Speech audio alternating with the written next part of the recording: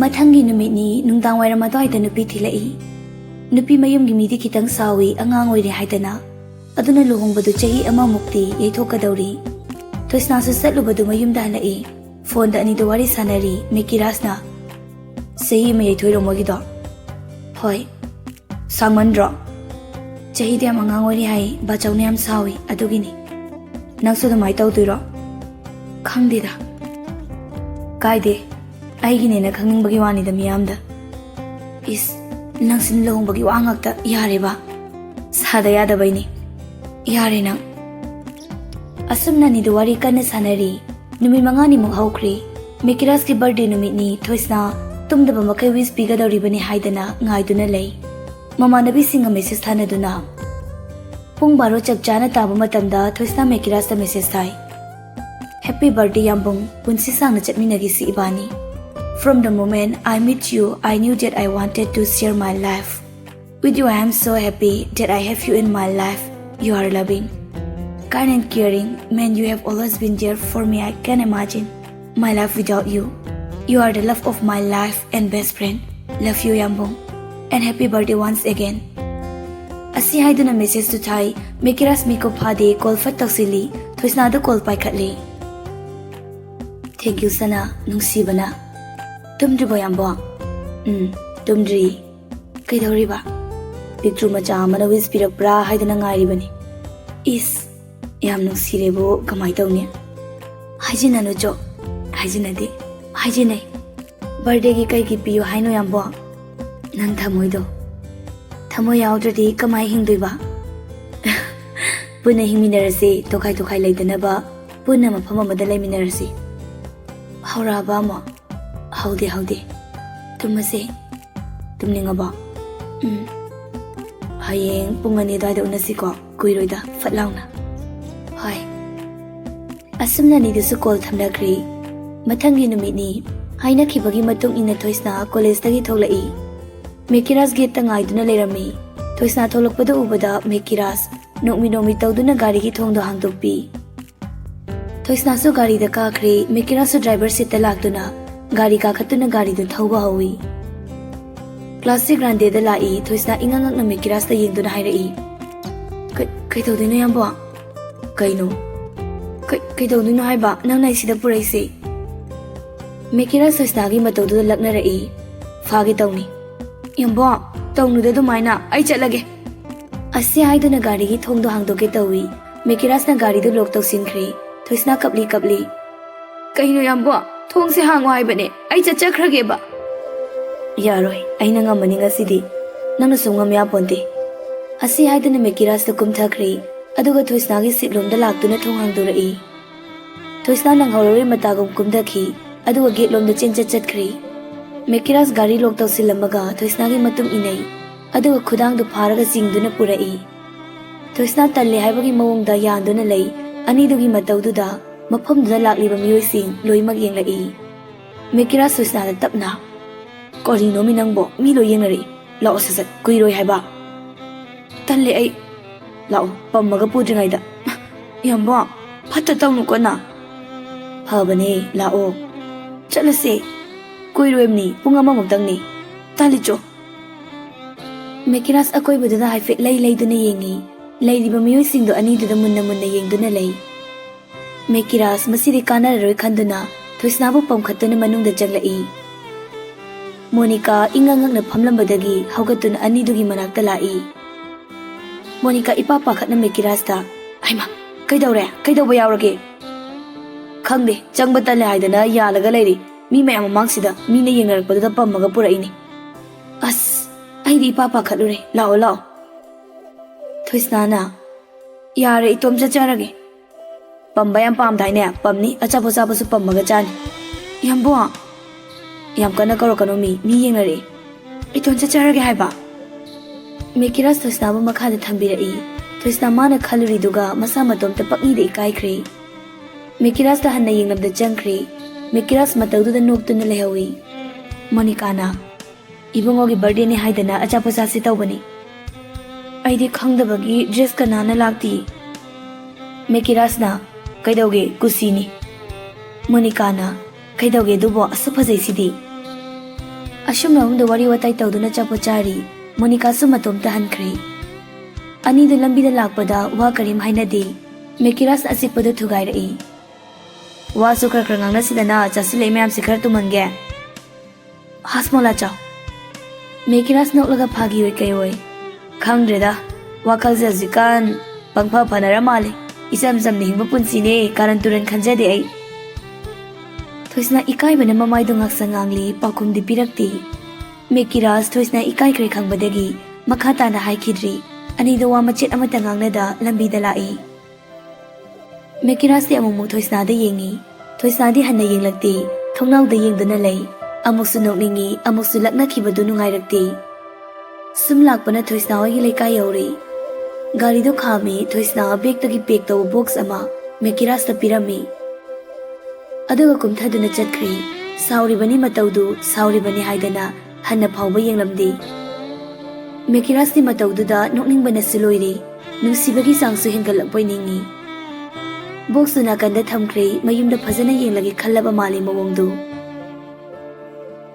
Gari do garage ta khamlam laga Mekiras imung da changlai Mango da Suraj phamduna lerami phone met laga Mekiras sanglakpa ubada Yambungja kaino box subo Bom ne bom item sina pirai ro khangla de hangla nu dana birthday kai pija duino apamba khalo kongdarage na leirabani adudi paisa piro leirage Ashumna Suraj tu lauduna lehawi Mekiras nakminomi tawduna mapagi rumda hana changlai Aduga fitting lamlaga magi rumda muk changkri Dress hongdoktingai box to hangdoktuna yengi manungda masa yamna nanba nupagi leather na mari oiba wristwatch ama yaurami Mekiras no fetawi aduga tapna soli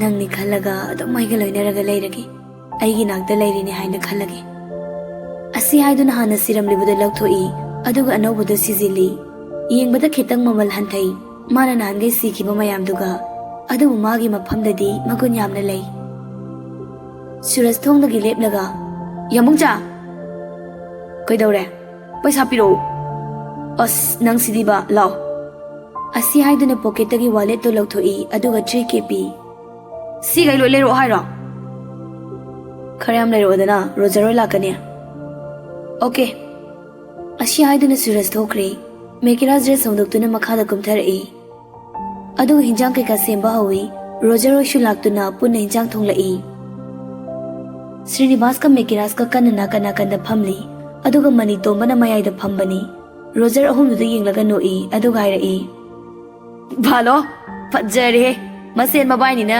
ngai ko photo namge memory Asi haiduna pocket tagi phone lawtoga ahum du nammi aduga status ta phatlangna thagatli Future masen mabai Haina caption da tharibani Roger pocket ta phone ma hapchinkre aduga Mekiras ki khudang da siri ba gari du da hek ururi Roger na hairai Itaw kaino na hange udabam siramida anobra Mana hairakpaga mayam do Mekiras ki khudang da yengi Roger na Kaino bro na hange na anay ba siraga ngasi na champut manbam siramisina Srinivas Roger da makha tarakano haibagi mong da michi khatli Roger Srinivas dan sindunai rai Karino na michi ga mukhalai duna kai pamge na tuoi no bro ise As yar he nang sidi Kana pirai no haibani nangi do Tanjada Suraj du pukham paiduna tholai ngangnari wari da haipe tahauduna kumlai Kaino da Roger yambung chagi nu pina pirai ne haujikan yambung cha se mawong am tawrabani ko matonda nokpe ka tawdana as loire berane haujikan se mabuka se am tapkhre item sigi khodom bidane helicopter ungbadawna ungramale Hani hairoi khangdaba Surajni wangang bada break leiti mana ningliba singdu ekta hairai amarum da sauningai su leiti manitomba su mabungni khangdabana manitomba du khawdemi Surajna damani tomba kaidore khanang nungai tabra Mekirasna yare chalo namta chalo haibane babung injang law lakpani kaidorage amungcha mundri chalo kaurake Mekiras to manitomba da ikai duna haugatuna hinjang thongbam lomda changkhri hinjang du pangota oli Roger laktuna manitomba gi manakta phamthai manitomba machinda murum soli aigi na puri ama phawba leidine chalo lo haiba phawba ngangne Roger manitumagi nakong mayada tapna. May haiduni tao, sauruno. Roger Mekiras na mon sinduna. Ikay ba khang wadagi hinjang si iruan dore Mekiras na. Mekiras Roger da hifit yung lai. Roger Mekiras ki mataw do nukto na lai. Ningtham thagi ingma matam ni. December loiramdai January horpa matam gi kahine ingma matam do ni. Thoisna manaton thut thut tawduna phone da wari sanari. Mekiras na. Aina moja do tungzelo haiba natro nangbo. Moja tongmo do hakachay haiba. Haina diye yambong. Naabado henjilani haiba ni sana nangbo. Naadeba. Naadaba na naton da sur hon yadri do. Exam su kuidri nangbo maramok panida. Last sem ni kaidawrage. Yambong. Ay kashu tawdim ni. Haina basi ilaw law dida. Kaidawrage aina. Moja do tongbo aina dresu ne. Hoy to fazana sublaga layo ingangano ba. Hoy ba. Maramok piyo ko. Yambo. Kay haige. Tabak chatira. Chalanu ba. Kay gino haise. Sum. Tabak chatradi pending layo dra. Ado chalanu haiba nga sitang. Kay dawrage ba. Nung matang aigi matang kay thokpide. Tabak an adom tawlay. Yari chalo, thamme ay. Asi haiduna call kakri. Mekiras phone da yengduna noklaga lay. Tawriba mawongduna thoisna amuksa call tawrai. Mekiras noktuna call paikhatli. Hello haiba phawba nangdi mana thokpa mapangangangi. Call thamkri se call back ka tawbirakte ne. Yare ay loi khange na. Nang nungsitabay ne ba? Thamme ay. Asi haiduna amuksa call da thamkri. Mekiras sawrabasu yada noktuna khangi. Amuksu khanjinjay thabak si satsira chatkamsira haina ngayak yawrage haina khali nongmatang lepthoklage haina amuksu khali wakhal do ngayak jamamna duna lay magi secretary oiba manida call tawi sir laage haina thoklei sida laano ai ngasi thabak chalagumge isa se ya nungaiti nangna khara fana ba yingsiloko phani sir asi haiduna ani do phone thamnakre Mekiras dress et papungnoi loirabani toisnagi ningai da ma thabak du chatri Wakaldana nong phadok lepthok pakai di haina sukhali bani tawriba mawong do yam nokningkhre nungsibi mana ngamkhre nungsibagi damakta thabak phawba leppa ngamle Mekiras setlamba dress to hongdoktuna sofa da phamtharai aduga thoisna da call tawi thoisna sauri bani haiduna amuk tawba da pairakte anirak tawba da pairai kai pamge isang pi ma pami so lawa malaidana adudo leite swaida di Wari sarisina inja tapsabiro. Mane masayam phazabido. Migi thamoy huran bido. Huran bai jade. Huran greda aigi thamoy yawdrasidi. Kanam purage dudia. Nasana na project sinja dabane dudi. Na project sinja jardi dum hu khitaba. Isada taklam diye jiksinda thambani. Karamba naronda no khangde. Laukre gyan tarakpode yawramdre. Hu khiba mi do hayo. Mekiras tapna kaurai series taba mawongda sana toisna Mekiras ki series manu matawduda wati toktokuna khumlai tai yambo yam nungsibase jang ontho onsin yaram laba nafamda aina nang aduki matik nungsi haibase takpa ngamgadabani wahai na phongdokpasu loiba nairaroi thabak na taklabasu loiba nairaroi nungsibase Aina simuk nungsi kaina tamba yaradi yam nungaini. Scientist amugtang puthokpiyo hayodana application ama pishin kisiro. Sana ay nungsibra. Khangde. Nungsi kaina haining dro haiwanida mud phajana sagalaganda khangde. Khangde haibabu khangde haibani yambo. Sana karamba matamda nungsi hairagtuino. Lakani matam. Hauzik hayo. Magwale helini yambo. Tanjadu surasta room duda changlai Mekiras na nokmi tawduna lerambaduna. Yambong cha kaino thabak chatlaroidro. Hauzikta dress selamlaga kaino. Mekiras khangbu ke boy. Hai khangini ai chalaroi isa ngamdre. Nungsi dak pirawro. Yare ko chalo namta. Aribana lap line da khongdarak pasideba thabak amta chana da boyre. Berani. Ngang duna serious thokri thoisnana. Yambong bu thabak chatni haigi daine. Nang na dress ya dress ka si salurabani. Chatlo. Ningai toksilai na tro nang na. As phagi tawbani ba. Nong phado lepthok pa kai dida aishu pothagi nong phado. Pothani na. Asam na ni da nok ta na wari sanai. Somda na mani to mana. Abem. Na idom joy da mikiras mama lakbra. Rosi khangjina da basaduna. Kay ai di khangdi hairakti idom chana. Ase ki maknang khangdabra ne. Hoi. Walot kanuda. Rosi pi thuplamba da toklaga mapuroi bagi manakta phamthei. Kanana kay haizilage. Lakbra laktabra hairo. Lame. Kay airami ba. Kay shute dok panatida. Sum icham chamna wari sana bani hai. Moina paisa pai haidana yade yani haina khalibro shitru moi giduba. Tamo amta saukino kay daw bage. Angang na taraga nungai kiroi. Aina moi gi imung du su supam pam dene. Paisa pai se thoi bise nungai na leiba ngamloi. Mekiras ni am phai. Adubu ba laimina ga dawri bising do aina amta pam deba. Rosi mapuroi babu themjin boina. Masa masana bu yana redi kashu na tise. Kashu thoi dok pa khanjen birunu ba. Moina kashu enjin bangam loi. Yari gai ne yet pira gum se kai daw bage. Aina tawli sibu yet pa kauraba bem. Yet pa na tene. Thoibina kona wa hauga tabado. Mabung aina yeng bangam loi ne. Aigi si inaw ni kai daw bage. Thoi dok pa khanjen birurenu. Mani to mamage mata yaujabi machan pi bu yam nungsi. Machana waraga ma yeng bangam loi haiba. Ma hanadagi khangi. Machan gi tungi khalaga yam na wai. Thungna rabadi ma kari su khalloi. Adubu thungna drabadi machana oi haugadori badugi khanbada. Hajiktagi ma wabani. Somda Bimoti ga Bonita ga wari kana sanai. Bimoti na. Yari ba makhai ne luhong busi thujin ba pami ni imadia. Kuthi yeng lurabo imana. O mangon kadri ni nang ba mangon kana ba haiba mane na pa na yadi. Kai no pabuna su amna pangi sibo aphabala ingai sida lohong na ba tawde ba. Bimoti na. Khangde ai ne mapa ma cha cha ba na yedune. Nupi du na sumkhre ani mak ne na pa si su ne ibe ma na ne. No pa si su nupi du gi wakhal da mitsin abana. Thabaga jate nare hai kari ne hai. Hang bane suraj na ne nusi doctor kar oye na hairam bani. Bonita na. Ai ti onthok na phuning khre da ko ibungo se. Asuk yamna pang basi bu kari no hai bani da. Ho du ne ai na hairi basi. Ho nupi du na trade lauroi hai da na ne chap yung na leikhre. Kari mantra bu pai bano khangde. Mayum da chalaga amtang hairu siro nupi du gya. Lanjau thokri du nupi du gi hakta ta natro ha.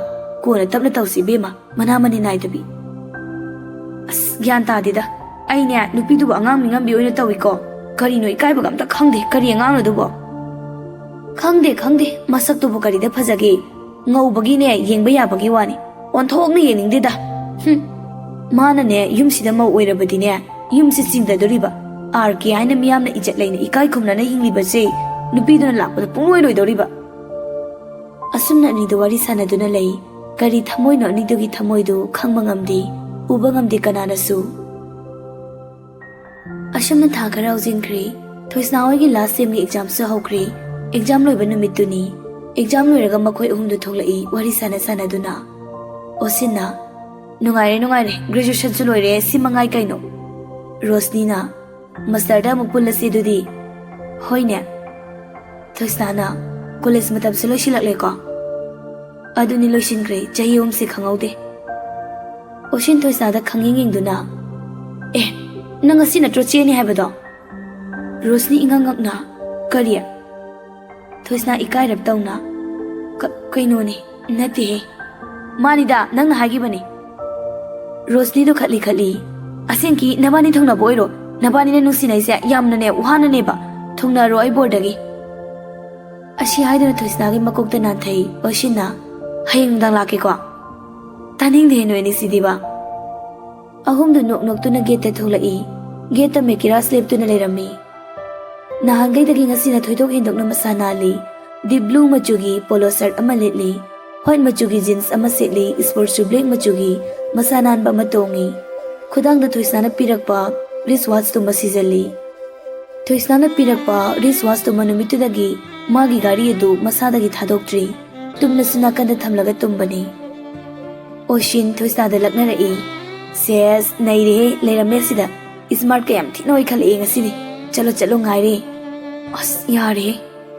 Chatlo anau punsi ma hururo.